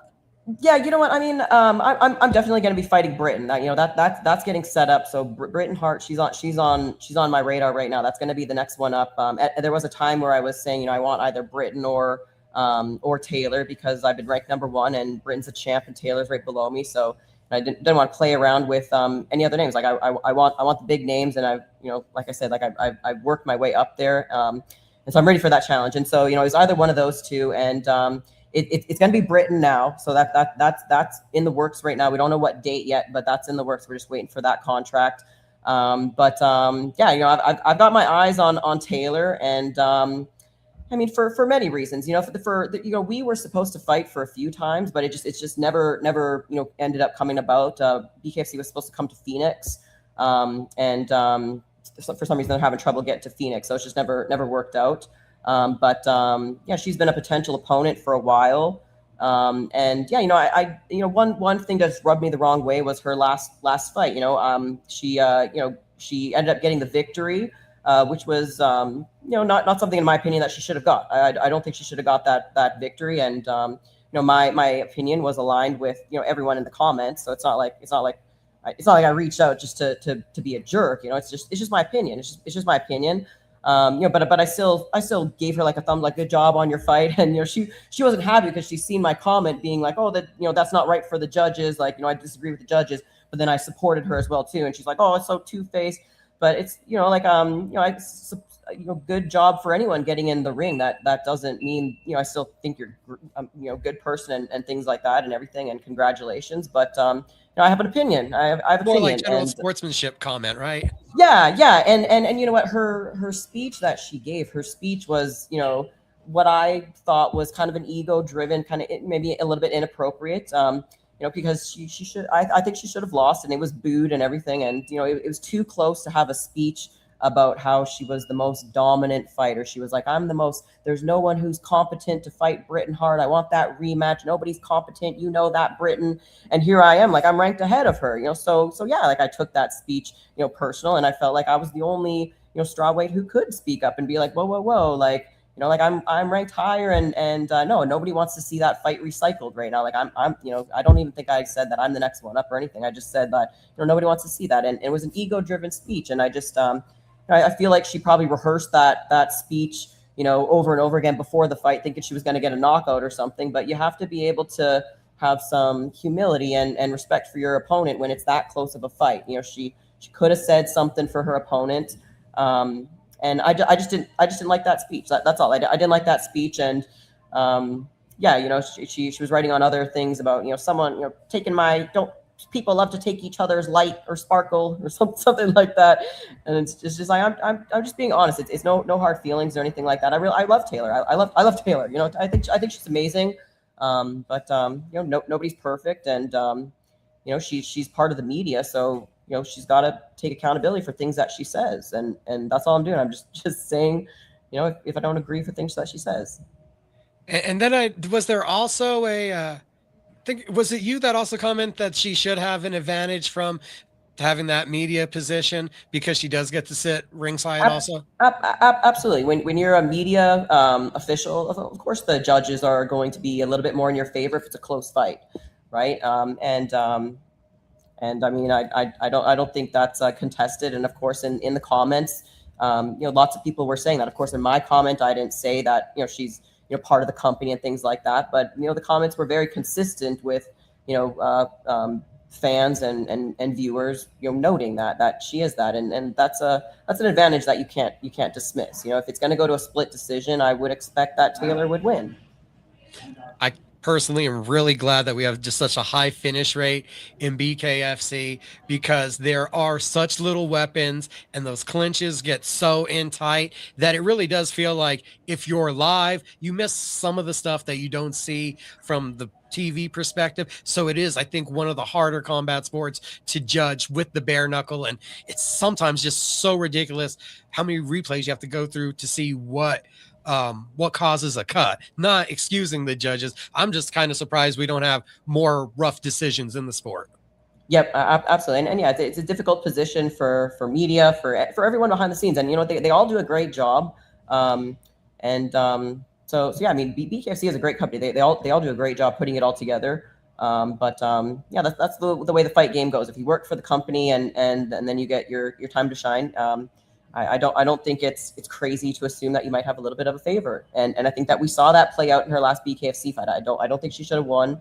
But that's okay. She won, and that's it. But I don't agree with the speech, right? I probably wouldn't have said anything, but I didn't like that speech, and that speech was directed to all the strawweights, and you know, I'm ranked above her, so I'm, you know, so it doesn't feel like you ran up to her in the lobby and turned her around and want to punch her in the face. This is more like poking someone and saying, "Hey, it'd be cool if you had a little bit more humility in this situation." Exactly. I felt sorry for her opponent. You know, her opponent came into BKFC, and I think she was, you know, top at her last bare knuckle organization that she came from. So yeah, I just felt bad for that part. But you know, she's a tough lady as well too. So I'm sure everyone's happy, and it's not like I don't know if it's anything to take personal. It's just factual. It is what it is. Doesn't make her a bad person or anything like that. It's just that one thing. I have nothing against her. I think she's a great person, and I think it's okay to speak up when we don't like things. And, you know, I'm not just, you know, I'm not a fan. I'm a competitor, you know, as well too. And so I think I get put on a pedestal if I tell my opinion. You know, I'm very blunt. I'm very straightforward, and that's what makes me a great doctor. But probably a very, you know, not easy to like competitor sometimes if you're in my if you're a potential opponent for me. I'm just very, very honest, and I mean no harm by it.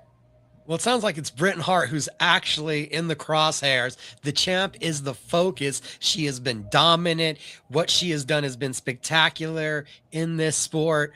You have had some ridiculous matchups, though, in those amateurs. Where do you rank Britain, just first off as a fighter, from the fighters that you've had to square off with before? Yeah, you know what? I think a lot of our opponents are maybe, you know, very, very similar. I mean, you know, Taylor Starling and the Tennessee Gangster, you know, they were around back when I was doing MMA, and they were in the lower weight class, you know. So yeah, I mean, I've been around just as long as a lot of these girls from MMA who switched over, and Britain, in fact, is, you know, one of the newer ones. But, you know, she was always in boxing before, but I think I've been fighting, you know, maybe 7 or 8 years longer than Britain. Yeah, I mean, Britain's good. Britain's amazing. You know, you don't get as far as Britain has without being amazing. Like she's top notch. There's you know, certainly nothing negative I have to say about her. Yeah, certainly when I compare just for an opponent that she's had, especially the ones in the last, you know, 5-6 years, I don't think she's had as significant as a challenge as what I'm going to bring to her. So yeah, I mean, yeah, we're both very good fighters. We're both very intelligent, and it's going to be interesting to see how it plays out. From having studied the champion, like, what do you feel is the best attribute that Britton brings in the ring? Excuse me. Super disruptive. Can you take the conversation outside? Somebody wants me to move, so I'm just going to move real quick. Sorry about that, everybody. Sorry. No problem. No problem. Sorry about that. Thank you. Sorry to getting busy in there. Understand. Is this too loud out here? A little bit. Sorry, I didn't want to be rude in there. No, totally understand. We'll only keep you for a couple more minutes. BKFC, January 17th is going to be their first event. They're kicking off the year, guys. Fight night. We talked to Dustin Pague earlier, main event. Appreciate him ahead of his title fight with Julian Lane. Looks like we're in a little bit quieter of a surrounding. That last question I asked is, what do you feel is Britton's best attribute that you've seen her exude so far in the ring? I mean, I think she stays very busy, and I mean, she's a good athlete. She is definitely, her cardio is there, and she stays very busy. Her head movement is very good. Her footwork is very good. Yeah, I mean, I think she's very well rounded. I think she's very well rounded, and yeah, I mean, I don't really think she has too many weaknesses. But yeah, I don't think we've seen much power from her. You know, she's a decision fighter. And you know, we haven't seen like knockdowns and things like that, you know, too many times in her fights. So she's not much of a power fighter. It's very much a decision fighter. Does what she bring to the ring feel like the challenge that it seems like you've been seeking? I mean, yeah. I mean, I think she's definitely that challenge that I've been thinking. I think she's the best in. I mean, she's the best in the division. I don't think there's anyone that's better than her. I mean, I think she's very well rounded, and so yeah, I mean, absolutely. You know, I'm looking for the best challenge, and I think she's the best mental and physical challenge that is there. With it having taken now 8 months since your last fight, like, you chomping at the bit to get back in there? I mean, yeah, absolutely. You know, I always want to fight. I mean, I think it's always been almost about a year now, and so yeah. I mean, I'm excited to get back in there, and yeah. I mean, I'm always in fight shape, and yeah. I mean, I'm always ready to go. So yeah, I'm excited, and yeah. You know, a lot of my fight training now is you know, more aimed towards Britton's style, because I know that fight is coming. And so, yeah, I'm just excited to get the contract and the date for that. What would your expectation be, or what is your hope? How long before you think we're getting that announcement, and when would you like to fight? I mean, I would like to go as soon as possible. And I feel like it's going to be in a couple months. They've got a couple ideas that they've kind of thrown. So I think very soon we're going to have a date to announce. BKFC making some major announcements today. Earlier, I was just talking about on the show, they've announced now content coming to Yes Network and the Gotham app. So another platform where we can find BKFC content. You've been a part of the company and now also kind of watching as an observer from not being able to be active. Do you still continue to see, for the industry actually, a whole, the momentum for bare knuckle? Sorry, what was the question? Do you see and still feel the momentum as you've been an observer for the industry of that it's still growing? Oh, absolutely. I think they're just, yeah, I don't think they're anywhere close to where they're going to be. I think they're booming. And yeah, I think it's perfect timing for me to be the champion. And like I said, you know, I want to make changes in American healthcare as well, too. And so I'm here not just as a fighter, but as a doctor now. And I've got a lot of changes that I want to make once I am champion, and you know, this is just the start for me, and absolutely, it's one of the best organizations to be with. When we go to your social media, it brings up, of course, obviously the fight game. It, of course, brings up your ranking, but it also has a mission to end the chronic disease epidemic. Could you just go a little bit further into when that became a mission and a goal of yours? Yeah, absolutely. I mean, I think really ever since I became a primary care physician, so probably the last 7 and 8 years, a primary care physician is the doctor who's the frontline provider for chronic diseases. If you have, high cholesterol, diabetes, obesity, any chronic condition, hypertension, you're seeing your primary care provider. You're not seeing a specialist for that.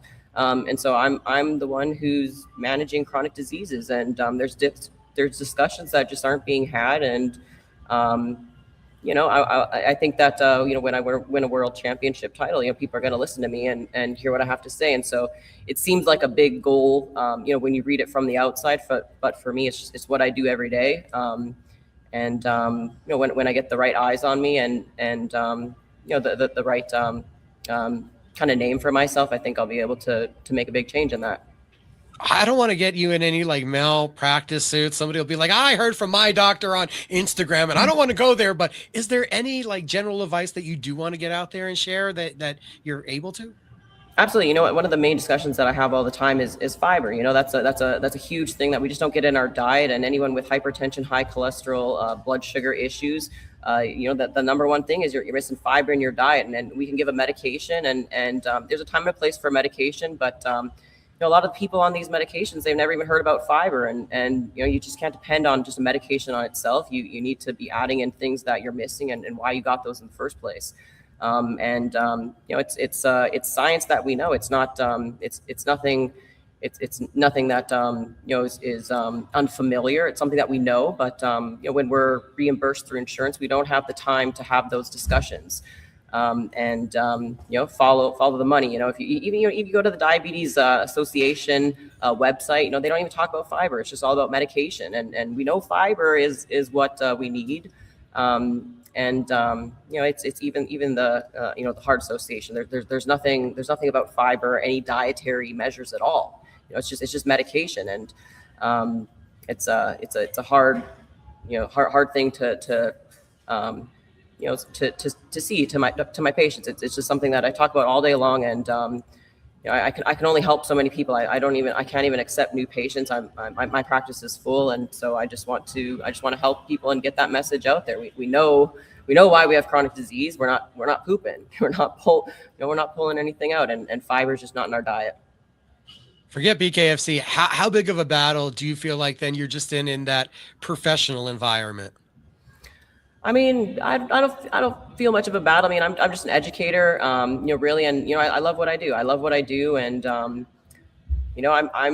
just going along with the journey, and I just want to help people. I'm a fighter, right? And like, how many fights have I had with no money, right? So it's like I'm not driven by money. I'm just service driven. I just want to help people, and when I get that championship belt, I'm going to have the right eyes on me to be able to help people. I feel like it's so nice. You're like, hey, I'm this doctor. I'm going to help you. Let me go break your face, take your belt, and then give you this broccoli. Yeah, you know what? I don't want to hurt anyone. I don't want to hurt anyone, but it's just part of the game. And I'm there for the mental and physical challenge. And when someone's in front of me, trying to hurt me, I'm going to get to them first. And so that's just part of the game. It's a human chess game, and I love chess too. So, how much has your game been able to evolve in this year? It's a lot. I get better all the time. I'm always training hard, and this is my lifestyle. It's not something that I just stop and then get on. I'm always training. So I get better every time, and I think I'm gonna shock the world. Britain better be training hard. She better not be slacking, because it's gonna be the biggest fight of her life. She's the doctor. She's busy. She's at the gym. I already got her kicked out of one room, and I appreciate you still hanging in the interview with me. Sorry about that. My apologies. Sarah Shell, it was great getting the opportunity to talk to you this evening.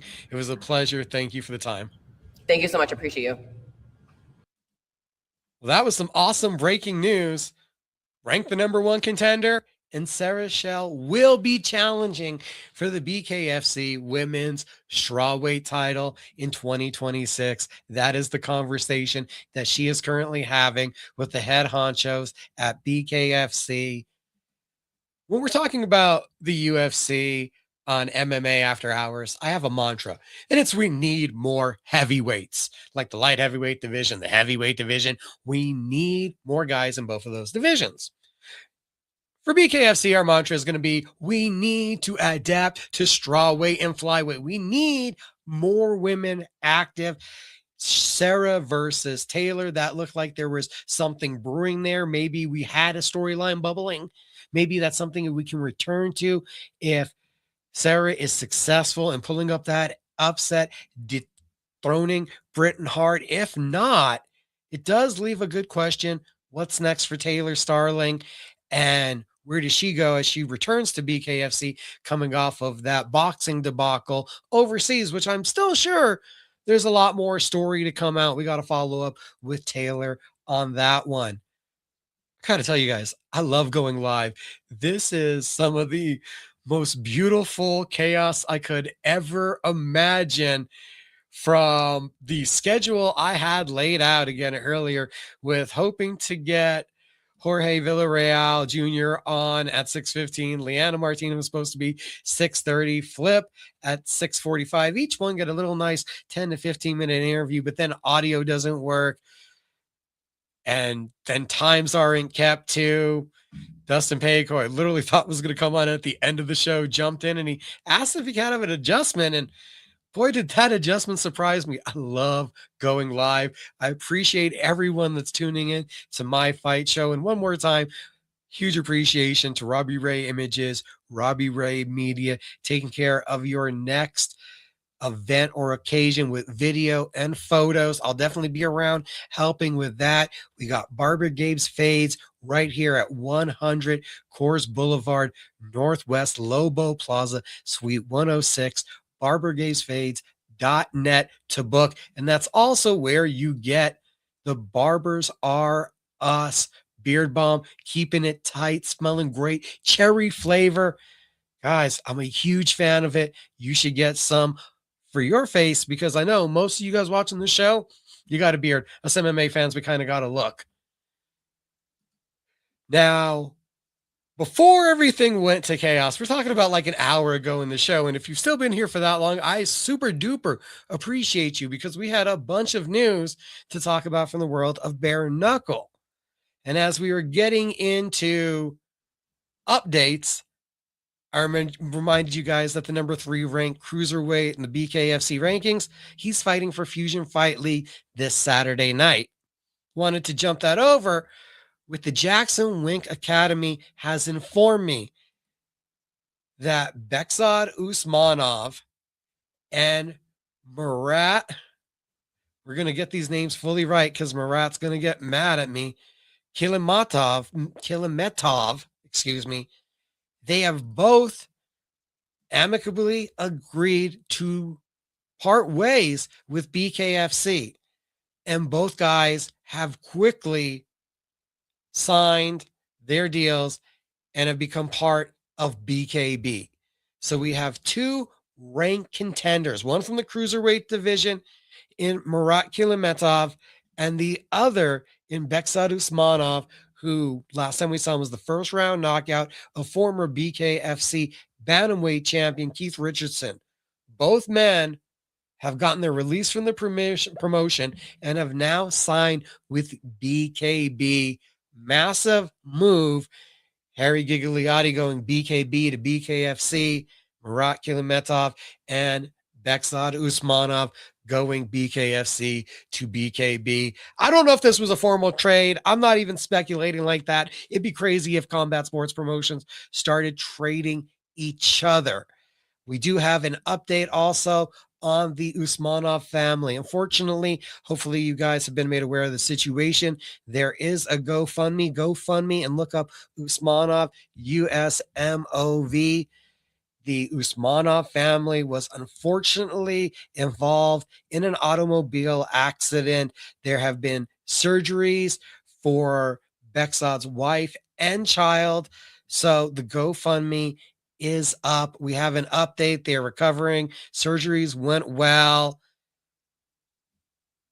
The Jackson Wink management feels that they do put a blame to BKFC because of the lack of fights that was given to Bexod, putting him on the shelf. He was forced to leave the state, go out of state for work, and that led to this unfortunate automobile accident. So we cannot say amicably parting ways.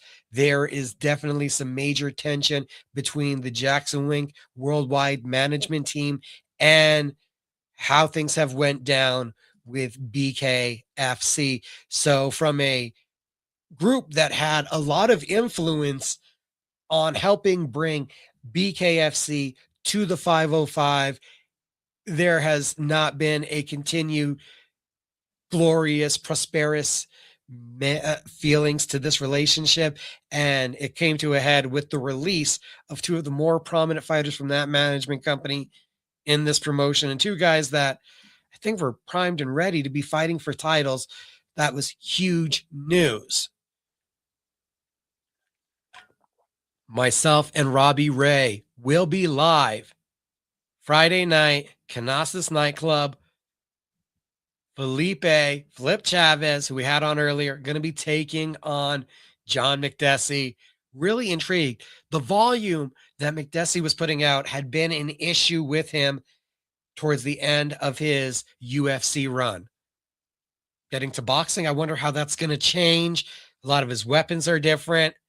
Flip has been able to clinch a lot more in the BKFC fights, but he's at least somewhat more used to the boxing style. That one of the more anticipated fights for me on the Boracay Brawl card that we will be at live this weekend. Last week, we got to talk with Johnny Tapia Jr., Nico Tapia, both of them making their return, or both of them making their debuts, as professional boxers. And we get the return to the ring 2-0. Can he become 3-0? Yes, we're talking about Yoruba Maru Jr. All three of them were on last week, and I am super excited to see how they perform this weekend. You have a couple heavyweight bangers also set up for this card. Tapia Promotions, the Fight Queen, putting it together. Weigh-ins are going to be open to the public, and I guess we're going to also have a press conference Thursday afternoon, 3:30 p.m. at Canasas Nightclub. That is 12935 Central Avenue, Albuquerque, New Mexico. We're talking about the far east end of Central for all of you locals. Nico Tapia, Ace the One, pro boxer against a novel amateur boxer. Same thing when you look at Johnny Tapia Jr. taking on Suede the Plug. Chase Sherman still being advertised, taking on Corey Morley. Nick Knack Paddywhack. I don't know who gives that dog a bone, but he's taking on somebody called Big Sam. I'm getting out there because Felipe Chavez versus John McDessie, Cody East versus Corey Williams draws my attention. Can we get Yoruba Maru Jr. on the card? He's listed, but it's still not official who his opponent's going to be. I'm super excited, though, again, one more time, for Flip and McDessie. That one is going to be a banger. Now, if you're staying at home, Bally's Sports Arena, Bally Stadium Sports is the website you're going to want to be looking at as the first Bally's Fight Night for BKB goes down. It's this Friday night. So this is a extra series added on, more fights being presented by BKB. This is outside of the deal with Vice. This is a new series of fights. To start it off with, we get Monica Medina versus Monica Franco. Medina, a former BKB women's lightweight champion, most well known for an amazing trilogy of fights with Patty Juarez. So much grit, so much heart. She has a lot of history, experience. I believe she's been in 6 bare knuckle title fights. Sources say multiple title fights under her belt. We're talking about a plethora of experience. On the other side Monica Franco. I was there live for her bare knuckle debut under the BKFC banner, where she beat current BKB super lightweight champion Courtney Cameron. In her BKFC career, she went 1-1. The loss came to Rosalinda Rodriguez, a 14-0 former boxing world champion who's 3-0, and for my money, setting herself up to be the next challenger for Christine the Misfit Friera. There had been some talk about Rosalinda going down to 115. I think she's going to stay, though, at 125. So we're talking about top of the food chain experience for Franco. That's, yes, only 1-1, but she's been there. She's done that, and she has a win over a BKB champion. So it sets her up for a huge opportunity for possibly getting into a rematch, for possibly seeing Cameron one more time. That is going to be a heck of a fun main event. Martin Brown versus Bobby Taylor is the co-main event. It is the rematch. It was the main event of the December 9th, 2021 BKFC Fight Night in Tampa. Martin Brown was the winner over a 5-round unanimous decision. It was 49-43 across the scorecards, a couple knockdowns. Brown has come into bare knuckle. He has solid MMA experience. He's transitioned that into utilizing it for his bare knuckle game. This was one of his earliest fights. So when you look back on the BKFC app to reminisce on that first fight, you got to expect a much more evolved fighter. He has a steady forward pacing, and he can crack.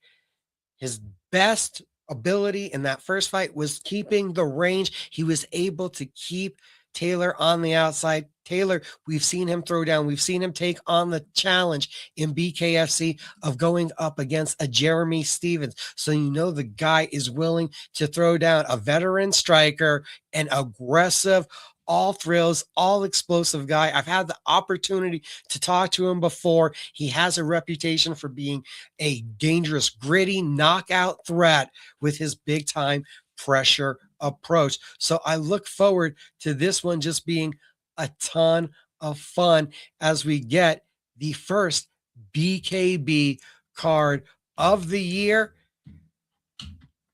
I think that there's also a couple other fights. If you give me 1 second just to highlight, looking at the fight card, Christina Christ, who twice jumped in on short notice for BKFC, is going to take on longtime combat sports vet Andy Nguyen.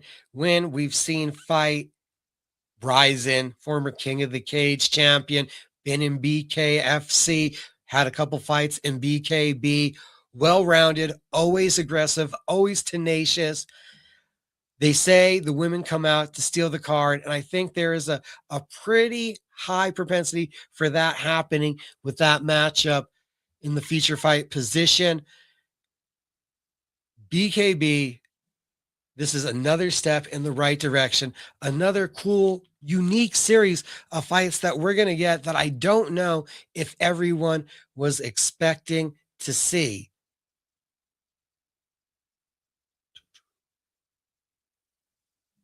So the other fights I wanted to highlight real quick, Jeff Denton unbeaten, looks to remain that way against an ever tough Christopher Gonzalez. And that's one that I've heard a lot of people, not a lot of fights go the distance. That one could be that way. Super heavyweights, you know, it always gets crazy when they're in the Trigon. Nate Roberts versus Terrell Usari. That's another one to highlight. So again, you watch that one on Bally's. Look it up, everybody. Nice and easy. An extra series of bare knuckle fights being added to the calendar. Tapia, Borke Brawl Friday night. If you can be there live. If you can't, there is a stream. Bally's for the BKB event. BKFC with their first event of the year. We'll be talking about that next week. Again, one more time, we appreciate everyone for watching. Huge appreciation and thanks to all of our guests today. Dustin Pague, that was a surprise when he dropped in. Felipe Flip Chavez, Leanna Martinez, and also the Dr. Sarah Shell, who will be getting to fight Brenton Hart for the BKFC women's strawweight title some point this year. The breaking news that we got that they are in conversations to make the title fight happen. A little bit of pumping the brakes on the venom that was spit towards Taylor Starling, just judging someone's humility in a post-fight speech, which I don't know if you can judge a post-fight speech because a lot of guys and gals retire during them and come back like 3 months later. So judge what you want to judge. Some of it's fun. Have fun with the fight game. Have fun this week. Have a great New Year's, everybody. Robbie Ray Images, again, shout out. Barbers Are Us, barbergabesfades.net to book your haircut today or to get some of the great beard balm. I appreciate everybody for the help. Definitely going to have content coming up on the website this week. Check out MMA After Hours, Pro Wrestling After Hours, Mike Adams 2.0 on ESPN Radio Albuquerque, 1017 The Team. All three of those titles available, Apple Podcasts, Spotify, My Fight Show, another one in the books.